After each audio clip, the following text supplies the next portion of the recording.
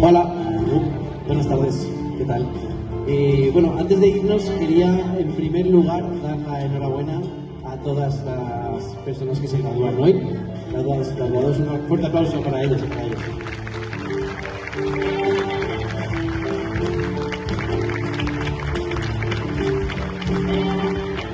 En segundo lugar, agradecer al equipo directivo del centro por contar con nosotros cada año. Es un honor para nosotros estar aquí y compartir este momento con vosotras y con vosotros. También agradecer a técnicos y todas las personas encargadas del montaje del día de hoy. También un aplauso para ellas.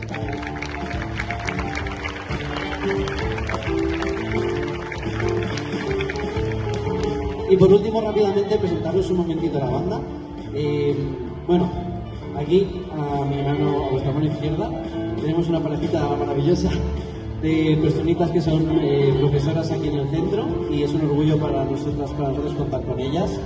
Un aplauso grandísimo para Ana, para la flaca travesera y para Yuma con trabajo.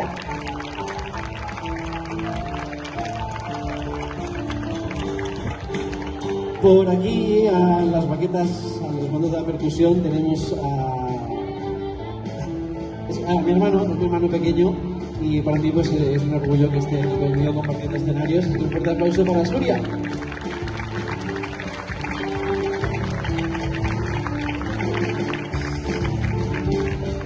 Y bueno, el piano, una compañera desde ya muchísimos años, amiga del alma y, en fin, una grandísima pianista, percusionista, guitarrista, acordeonista, lo que queráis. Ganáis cualquier tipo de objeto y te lo convierte en un instrumento.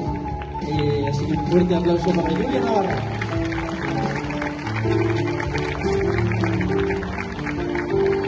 Y bueno, yo soy Tati, este es el coro de la Misericordia, formado por alumnas del centro, también antiguos alumnos, antiguas alumnas del centro, profesores, profesoras, así que estáis invitadísimas a formar parte del coro cuando queráis.